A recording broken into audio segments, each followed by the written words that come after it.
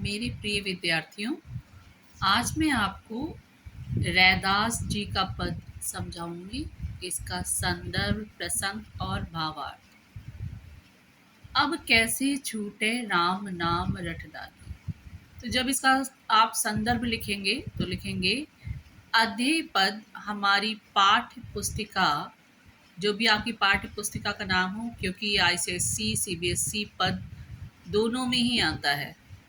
तो जो भी आपकी पुस्तिका का नाम हो, वैसे इसको जो इस पुस्तिका से जिसे हम बना रहे हैं उसका नाम है गंगा। ठीक है, जो कक्षा 9 के लिए हिंदी के पाठ्य पुस्तिका है उससे है। तो इसमें लिखा हुआ है कि प्रस्तुत पद हमारी पाठ्य पुस्तिका गंगा के पाठ रैदास के पद से लिए गए हैं। इसके प्रणेता कविवर संत रैदास जी हैं। फिर आप प्रसंग हेडिंग डालेंगे तो प्रसंग में लिखेंगे कि इसमें ईश्वर की भक्ति को भक्त ने सबसे बड़ा माना है और इसी चीज़ का वर्णन अध्यय पद में कविवर रैदास जी ने किया है। अब कैसे छूटे राम नाम रट लागी।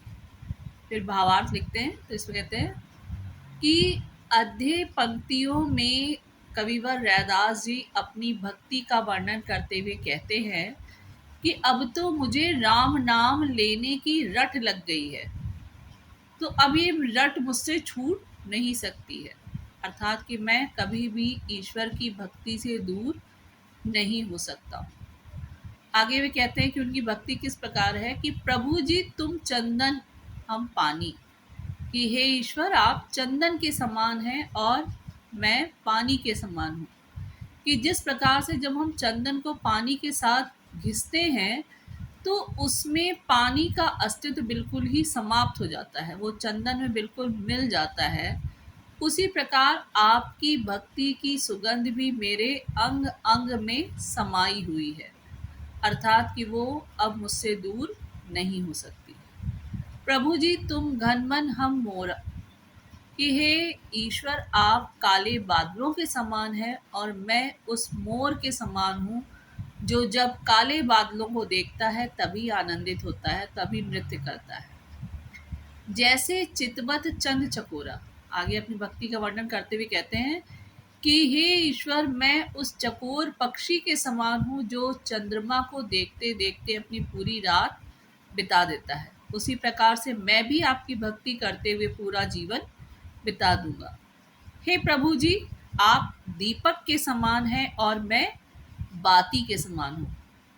जाकी ज्योति बरे दिन राती, कि जिसकी ज्योति इस दीपक रूपी तेल को पा करके स्नेह को प्रार करके दिन रात जला करती है, उसी प्रकार से मेरे अंतर्गत भी आपकी भक्ति दिन रात समाई रहती है, यानी मैं आपकी भक्ति में दिन रात डूबा रहता हूँ।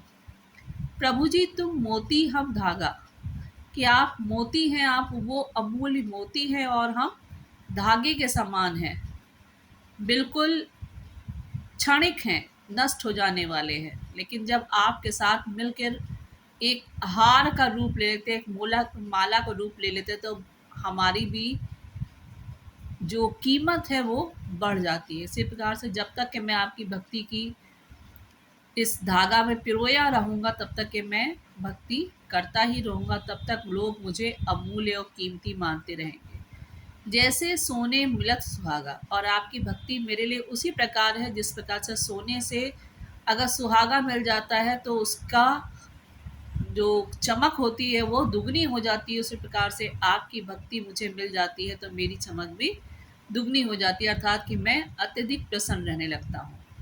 प्रभु जी तुम स्वामी हम दासा, की हे ईश्वर आप हमारे मालिक के समान हैं, मैं आपका दास हूँ, नौकर हूँ।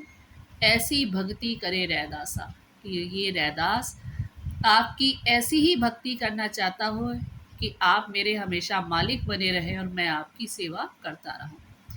आशा करती हूँ कि ये पद आपको समझ में आया होगा। आप इसको 3 से 4 बार सुनेंगे तो आपको बहुत ही अच्छे से क्लियर हो जाएगा और आप अच्छे अंकों की प्राप्ति कर सकेंगे। धन्यवाद।